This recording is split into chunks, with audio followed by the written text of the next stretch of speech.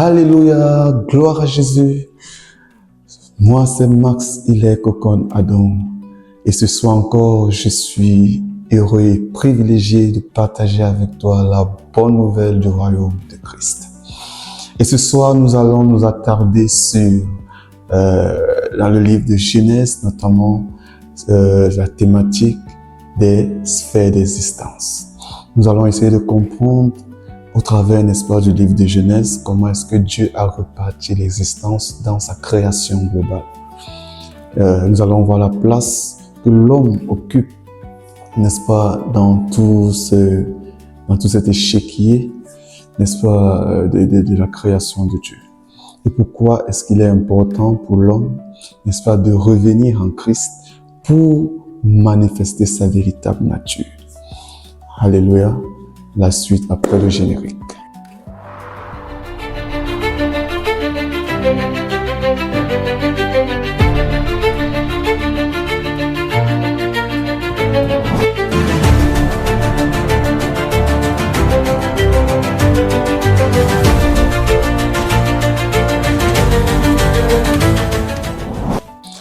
Alors nous allons, n'est-ce pas, ouvrir nos Bibles.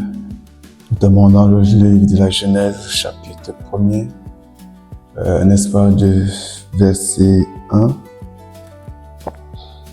au verset 5. Alléluia, gloire à Jésus. Nous lisons. Au commencement, Dieu créa les cieux et la terre. La terre était informe et vide, et il y avait les ténèbres à la surface de l'abîme. Et l'Esprit de Dieu se mouvait au-dessus des eaux. Puis Dieu dit que la lumière soit, et la lumière fut. Dieu vit que la lumière était bonne. Dieu sépara la lumière d'avec les ténèbres. Et Dieu appela la lumière jour, et les ténèbres nuit. Ce fut le premier jour. Gloire à Jésus. Alléluia. Au commencement, Dieu créa les cieux et la terre. La terre était informe et vide, et il y avait les ténèbres à la surface de l'abîme. Et l'Esprit de Dieu se mouvait au-dessus des eaux. Puis Dieu dit que la lumière soit, et la lumière fut. Bien-aimés, nous allons nous attarder sur ce premier passage qui est très important. Parce qu'il faut que nous le comprenions. Il faut que nous le comprenions. Gloire à Dieu. La Bible dit qu'au commencement, Dieu créa les cieux et la terre. Et il y a un point. Après, la Bible dit, la terre était informe et vide, il y avait les ténèbres à la surface de l'abîme. Qu'est-ce que ça veut dire? Qu'est-ce que ça veut dire? Comment Dieu a créé? Après, il y a eu une interruption. On ne sait pas ce qui s'est passé après. Ce que Dieu avait créé est devenu informe et vide. En fait, il faut comprendre clairement à partir du verset 1er qu'avant d'avoir créé, n'est-ce pas, la terre sous cette, n'est-ce pas, forme actuelle, Dieu avait créé un premier monde. Dieu avait créé un premier monde dans le monde, dans l'éternité. C'était dans l'éternité. Ce n'était pas dans l'espace-temps. C'était un monde minéral. Et Dieu avait créé ce monde-là. Et dans ce monde, Dieu avait, n'est-ce pas, établi un dirigeant. Celui qu'on appelle le chérubin protecteur, qui plus tard va devenir, n'est-ce pas, Lucifer, Satan et tous les noms qu'on lui donne. Mais en ce temps-là, lorsque Dieu avait créé ce monde minéral, ce monde, n'est-ce pas, dans l'éternité, il avait établi, n'est-ce pas, ce chérubin protecteur pour administrer sa création. Malheureusement, la rébellion s'est installée dans le cœur de ce chérubin, n'est-ce pas, l'opposition s'est installée et le désir de régner, de dominer et d'être l'égal de Dieu s'est installé. Et je prendrai le temps pour revenir sur cette thématique parce que ce n'est pas la mathématique. Je vais juste brosser un peu cette histoire pour montrer pourquoi est-ce que au commencement Dieu créa, après la terre était informe et vide. Donc c'est un peu pour comprendre. Et oui, je disais donc tantôt que ce chérubin protecteur s'est rebellé contre son créateur. Il a voulu être son égal. Par conséquent, pour une première fois dans l'univers, il y a eu deux volontés. La volonté de Dieu et la volonté de Satan. La volonté du Créateur et la volonté de l'opposant. Satan qui veut dorénavant, n'est-ce pas, s'arroger la gloire de Dieu. Satan qui veut dorénavant recevoir la louange des créatures de Dieu. Alors, il y a eu un désordre. Dieu a mis fin à ce monde. Dieu a mis fin à ce monde. C'était du chaos. Et il y a eu un point. Alléluia.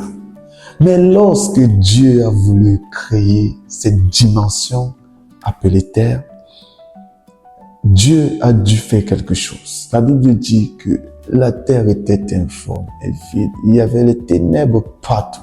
Les ténèbres ici, ce n'est pas l'obscurité, ce n'est pas l'absence de lumière. Les ténèbres ici, c'est tout ce qui s'oppose à Dieu. C'est tout ce qui est contraire à la volonté de Dieu. Les ténèbres, c'est tout ce qui ne reflète pas Dieu. Alléluia. Bien aimé, même maintenant, il y a les ténèbres. Parce qu'il y a beaucoup de choses que les hommes font qui ne sont pas la volonté de Dieu. Il y a beaucoup de choses que les hommes pratiquent qui n'honorent pas Dieu. Par conséquent, faire ainsi avancer les ténèbres sur la terre. Mais lorsque Dieu a voulu créer ce monde, Dieu dit que la lumière soit. Alléluia. Que la lumière soit. Dieu ne construit rien dans les ténèbres. Bien-aimé, Dieu ne construit rien dans les ténèbres. Dieu ne fait rien dans les ténèbres. Lorsque Dieu a voulu recommencer son ouvrage, il a dû introduire la lumière. Et lorsque nous allons continuer à parcourir, nous allons rendre que la lumière, en fait, c'est Dieu lui-même. Dieu a conçu le monde en lui-même. C'est pourquoi la Bible dit « Toutes choses ont été faites par lui et pour lui ».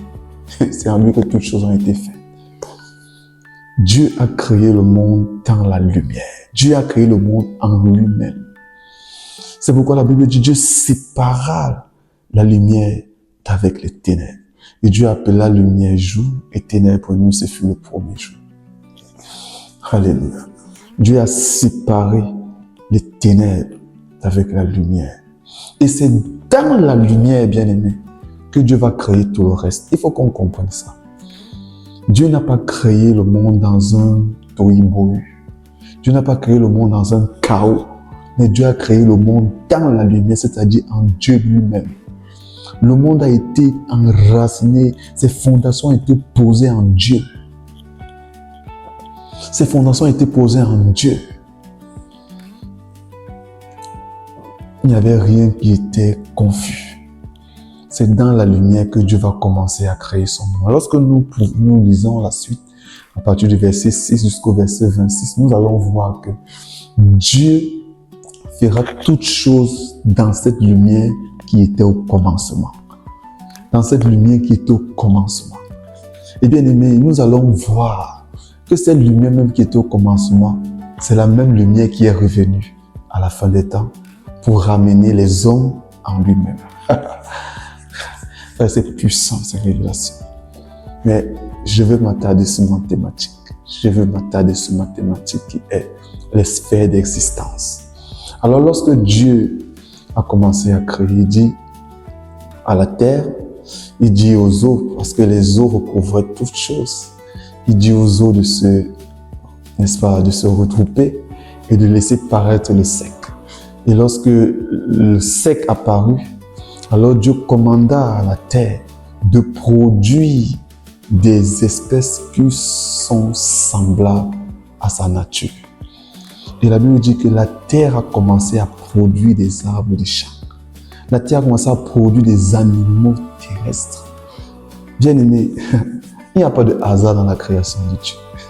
Tout est planifié au millimètre près.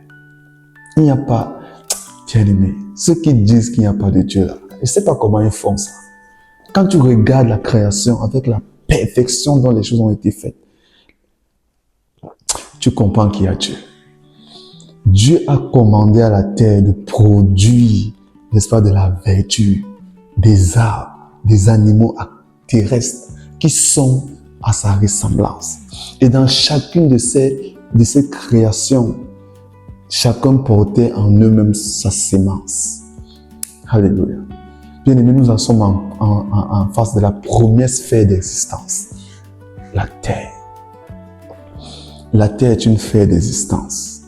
Et les animaux qui sont, n'est-ce pas, de l'essence ou de la nature terre ne peuvent que vivre dans cette dimension terrestre pour vivre. Dès lors que vous les déconnectez de cet environnement, vous les exposez à une ruine assurée. Vous les exposez à la mort. Vous les exposez au dépérissement. Parce qu'ils ne peuvent pas vivre en dehors de la terre. La Bible a dit à la terre, produis de la verdure et des animaux terrestres.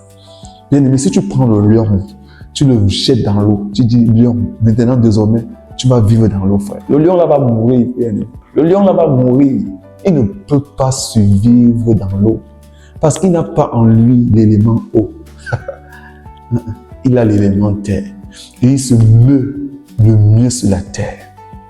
Mais tu ne peux pas dire n'est-ce pas, à un éléphant d'aller vivre dans les airs. Bien aimé, il ne peut pas. Il ne peut pas vivre dans l'air parce qu'il a été conçu spécialement pour marcher sur la terre. La terre est une première sphère d'existence et des espèces s'y rattachent à elle. Et leur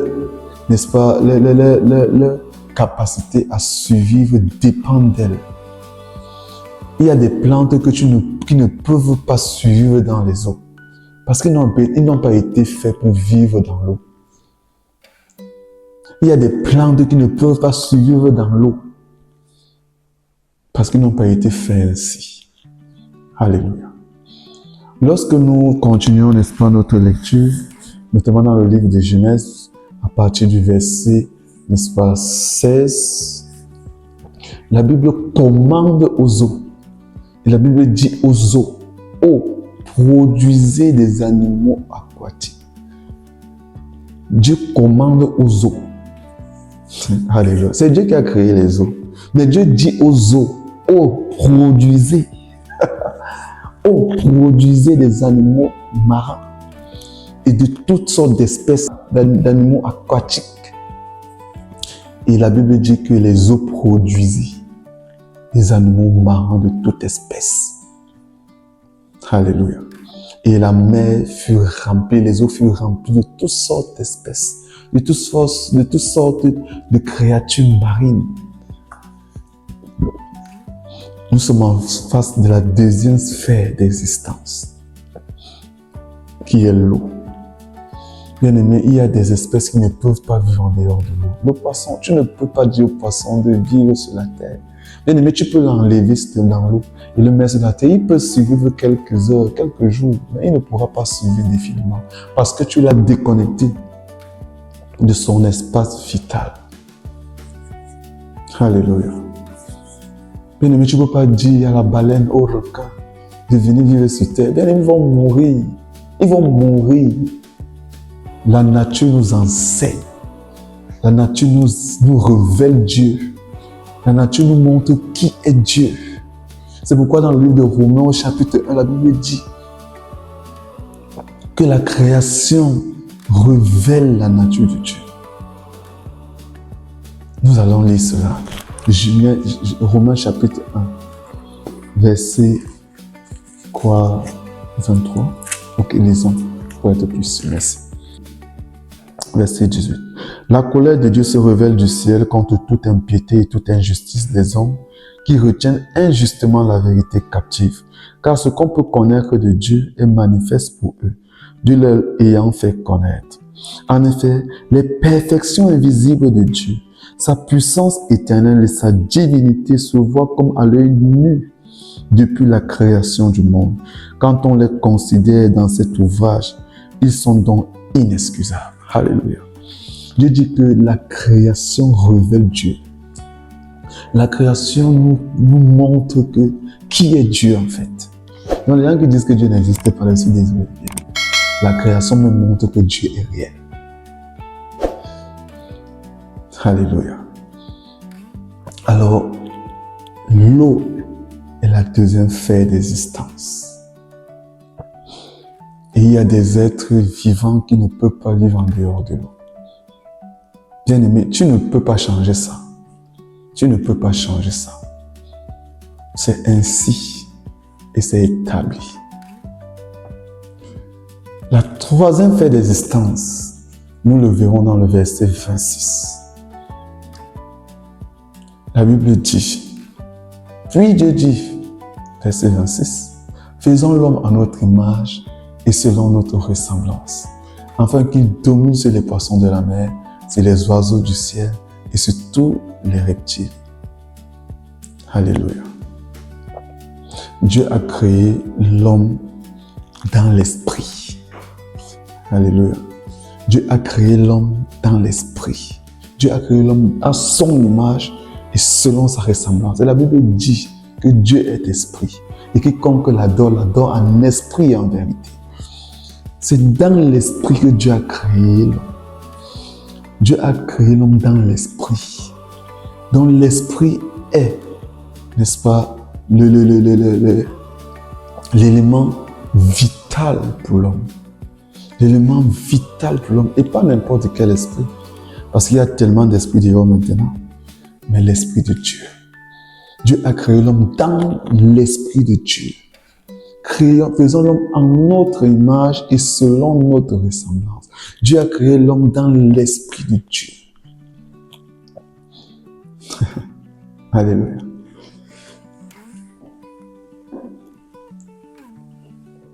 L'homme est une partie de Dieu. Dans l'homme vit un esprit qu'on appelle l'esprit humain et il a été pris de Dieu. Et dans l'homme nouveau vit le Saint-Esprit qui est Dieu. Lorsque Adam fut conçu, il fut conçu à l'image de Dieu, en Dieu. C'est pourquoi dans le livre de Romains, on revient encore dans Romains, au chapitre 8, nous allons lire. Romains, chapitre 8, à partir du verset 6.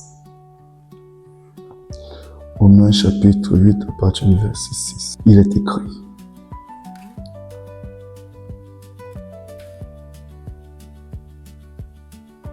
Bon, on va prendre à partir du verset 5 pour être plus cohérent ici. Ceux en effet qui vivent selon la chair s'affectionnent aux choses de la chair, tandis que ceux qui vivent selon l'esprit s'affectionnent aux choses de l'esprit. Et l'affection de la chair, c'est la mort, tandis que l'affection de l'esprit, c'est la vie et la paix. Car l'affection de la chair est inimitié contre Dieu, parce qu'elle ne se soumet pas à la loi de Dieu et qu'elle ne le peut même pas. Or, ceux qui vivent selon la chair ne sauraient plaire à Dieu. Pour vous, vous ne vivez pas selon la chair, mais selon l'esprit. Et si du moins, l'esprit de Dieu habite en vous. Si quelqu'un n'a pas l'esprit de Christ, il ne lui appartient pas. Alléluia. La Bible dit que l'homme se meut le mieux dans l'esprit. Parce que c'est l'esprit qui peut accomplir les desseins de Dieu. C'est l'esprit qui peut accomplir la vision de Dieu pour ta vie. En dehors de l'esprit, l'homme n'est qu'un homme animal. La Bible dit que l'homme animal ne comprend pas les choses de l'esprit. L'homme animal ne comprend pas les choses de Dieu. C'est pourquoi tu auras beau parler à un homme charnel des choses de Dieu, il va se moquer de toi, il va dire que tu es un aliéné, que tu es un fou, un attardé mental. On t'a lavé le cerveau. Il va te dire ces choses. Pourquoi? Parce que c'est selon l'homme naturel, l'homme charnel qu'il parle. La Bible dit que l'homme animal ne comprend pas les choses de l'esprit, car c'est selon l'esprit qu'on en juge. La Bible dit, ne vivez pas selon la chair, car la chair ne sert à rien, mais l'esprit vivifie. L'esprit vivifie, bien-aimé. Je ne vous ai même pas dit, l'homme a cette capacité à vivre dans deux dimensions. L'esprit et la chair. Pourquoi? Parce que l'homme, le corps humain a été prélevé de la terre. Le corps humain a été façonné à partir de l'argile. Donc l'homme a en lui la nature terre. L'homme a en lui la nature charnelle. Donc la nature animale. C'est pour ça que lorsque l'homme plonge dans la nature animale, il n'est plus qu'un loup. C'est pourquoi c'est un savant. Thomas Hobbes a dit, l'homme est un loup pour l'homme. Parce que lorsque l'homme commence à vivre dans sa chair, il devient un loup pour l'autre. La raison des guerres, les mutilations, les haines, les jalousies, la sorcellerie, la méchanceté sont les fruits de la chair. Et la chair de l'homme a été corrompue. La chair de l'homme a été corrompue par le péché. Et à cause du péché dans la chair, l'homme demeure, n'est-ce pas, un être déchu. C'est pourquoi la Bible dit, non, ne vivez pas selon la chair. Non, ne vivez pas selon la chair. Parce que l'homme peut vivre selon la chair. Le mensonge, le vol, la fornication, la sorcellerie, l'occultisme, n'est-ce pas, les sectes, et j'en passe, sont les œuvres de la chair. Mais la Bible t'appelle, bien-aimé, à vivre selon l'esprit. À vivre selon l'esprit. C'est pourquoi, bien-aimé, tu dois revenir à Jésus-Christ. Parce que tout être humain qui vit en dehors de Christ est un être mort. La Bible dit, ils sont morts au péché. Ils sont morts au péché. Bien-aimé, si tu n'es pas en Christ, tu es mort. Si tu n'es pas en Christ, tu es mort, bien-aimé. Peut-être tu es en train de porter un beau costard, une belle chemise, mais la Bible dit que tu es mort. Peut-être que tu parles bien, tu es éloquent, la Bible dit que tu es mort. Peut-être que tu fais des grandes écoles, mais la Bible dit que tu es mort. Bien-aimé, je n'ai aucun problème avec ces choses. Juste pour te faire comprendre qu'il faut que tu reviennes à ton modèle original. Et ton modèle original n'est qu'en Christ. La Bible dit, celui qui a le Fils a la vie. Et celui qui n'a pas le Fils n'a pas la vie. Bien-aimé, tu as besoin de Christ. Tu as besoin de Christ. Dans le livre de Jean chapitre 1, la Bible dit qu'au commencement était la parole. Et la parole était avec Dieu. Et la parole était Dieu. Au verset 9 de ce même livre, ce même chapitre, la Bible dit que cette lumière était la véritable lumière qui, venant dans le monde, éclaire tout homme. Elle était dans le monde et le monde fut créé par elle. Bien-aimé, qui est la parole? La parole, c'est Christ. Jésus est la parole de Dieu. Et c'est cette même parole que Dieu libéra au commencement dans Genèse, lorsqu'il dit que la lumière soit. Et Christ était venu pour créer le monde. C'est pourquoi la Bible dit que le monde fut créé par lui dans Jean chapitre 1, verset 2. La Bible dit que ce monde fut créé par lui. Et rien de ce qui a été fait n'a été fait sans lui. Sans qui? La parole. Et cette parole est revenue il y a 2000 ans. Parce que les hommes ont chuté. Parce que les hommes ont chuté en Éden. Parce que les hommes ont chuté dans la dimension spirituelle de leur véritable nature. Ils ont chuté en Éden. Ils sont devenus des simples hommes, mourant comme des simples hommes. Des hommes en proie au péché. Des hommes esclaves enchaînés. Bien-aimé, tout homme qui naît sur cette terre naît en prison. Ce n'est que le jour où il rencontre le véritable. Ce n'est que le jour où il rencontre la lumière. Alléluia. Il est recréé. Jésus est venu pour te recréer en l'image de Dieu. Jésus est venu pour te refaçonner à l'image de Dieu. La Bible dit dans 2 Corinthiens chapitre 5, verset 17, que Dieu était en Christ réconciliant le monde avec lui-même. Jésus est venu pour te réconcilier avec le Père. Jésus est venu dans le monde pour te réconcilier avec le Père. Il est venu pour te redonner la nature de Dieu, sans laquelle tu ne pourras pas voir Dieu. Bien-aimé, le temps file, le temps file, le temps file. Le temps court. Qui sait si demain encore nous nous verrons?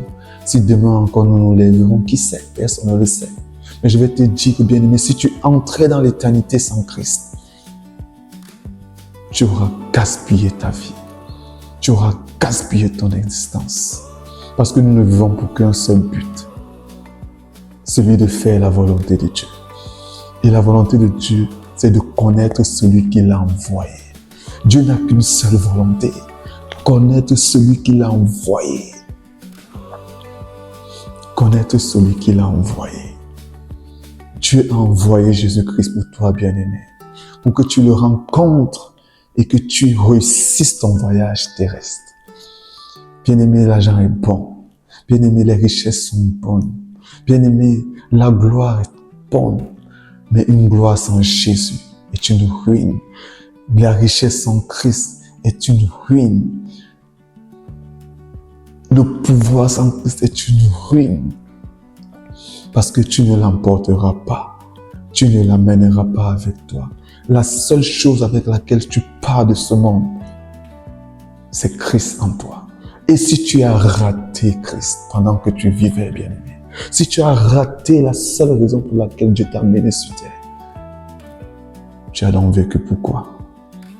Ce soir, tu as entendu cette parole. Ce soir, tu as compris qu'en dehors de Christ, tu ne peux pas vivre. Parce que Christ est notre vie. Christ est notre vie. Et lorsque Christ paraîtra, notre vie paraîtra aussi avec lui, dans sa gloire. Bien-aimé, Christ en moi, l'espérance de la gloire. Ce n'est qu'en Christ que je peux manifester la gloire de Dieu. Ce n'est qu'en Christ que je peux jouir, n'est-ce pas, de cette autorité que Dieu nous a conférée à la création. Ce n'est qu'en Christ que je peux régner. Ce n'est qu'en Christ que je peux dominer. Ce n'est qu'en Christ que je peux assujettir la création de Dieu. En dehors de Christ, c'est la création de Dieu qui doit m'assujettir. Bien-aimés, les hommes ont fait beaucoup de créations. Ils ont inventé beaucoup de choses, mais ils sont en train de crier chaque jour. Changement climatique, eau, sécheresse, éboulement de terrain. Tout ça, c'est quoi? C'est parce que l'homme ne peut pas assujettir la création de Dieu par l'intelligence humaine. On a besoin de l'intelligence de l'Esprit divin, de l'Esprit de Dieu pour régner sur la création de Dieu et l'amener à sa meilleure, n'est-ce pas, manifestation. Alléluia. Bien-aimé, ce soir, je t'en supplie, reviens à Jésus. Reviens à Jésus. Donne-lui ton cœur, donne-lui ton cœur, donne-lui ta vie, avant qu'il ne soit trop tard. Avant qu'il ne soit trop tard. Avant qu'il ne soit trop tard. Parce que nous ne savons ni l'heure ni le jour. Nous ne savons pas quand est-ce que le toc de la mort viendra frapper à notre porte. Assurément, cette semaine ou ce week-end, tu as vu un deuil. Cela était en train de t'envoyer un message. Parce que prochainement, ça pourra être toi qui seras couché dans ce cercueil. Mais si tu y es couché et que Christ n'est pas dans ton cœur, bien-aimé, tu iras en enfer. Tu iras dans le lac de feu. Dieu t'aime d'un amour total.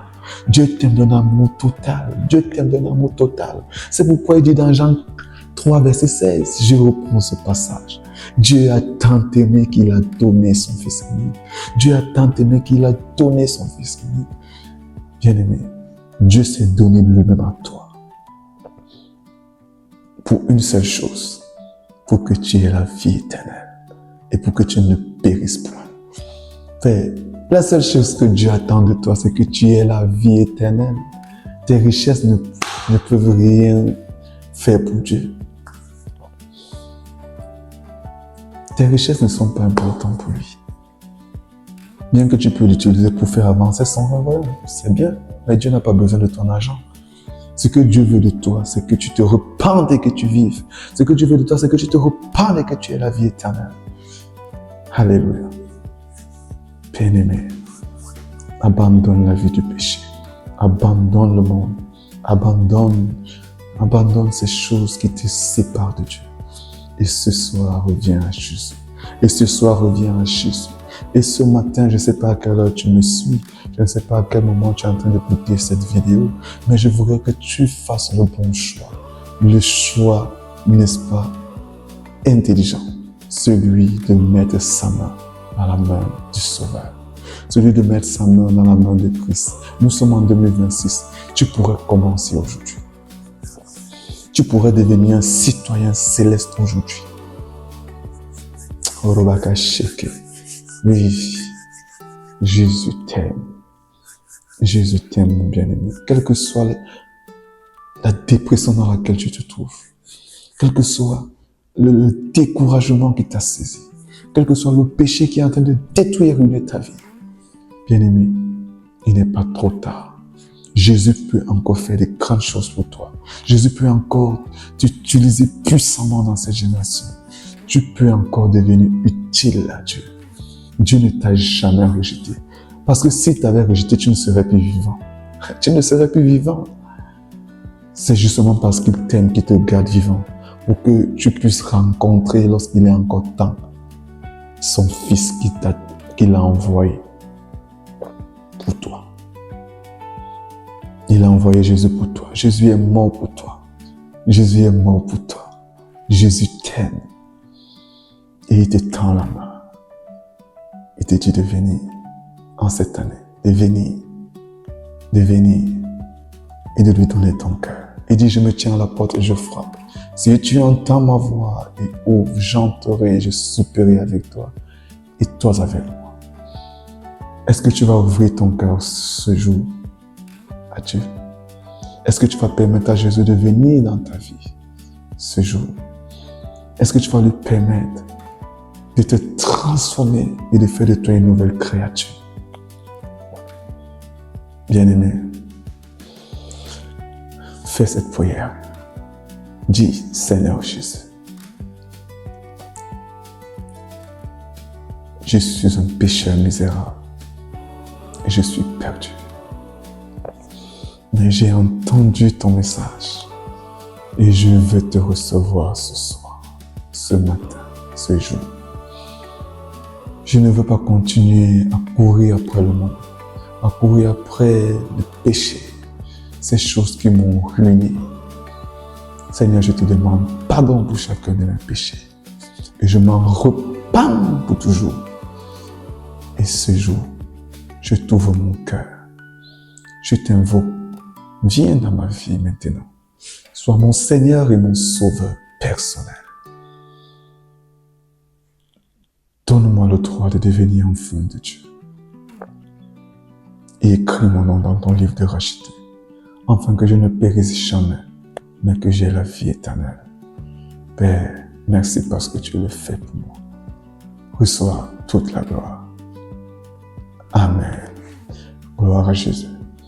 Si tu as écouté ce message jusqu'à la fin, alors, et tu as fait la prière, alors je voudrais te dire que Jésus est venu dans ton cœur.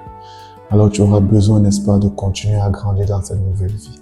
Et si tu veux continuer à grandir et que tu as besoin, n'est-ce pas, de quelqu'un pour t'aider à faire tes premiers pas dans le royaume de Dieu, alors je serai vraiment, n'est-ce pas, honoré de pouvoir être ce guide qui pourra te donner des conseils, t'aider, n'est-ce pas, à croire dans ta nouvelle vie en Christ.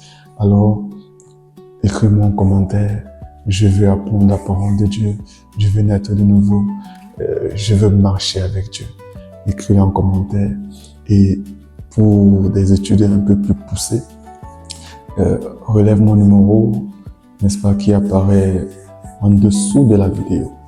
Gloire à Jésus. Bonne nuit à toi ou bonjour à toi. Amen.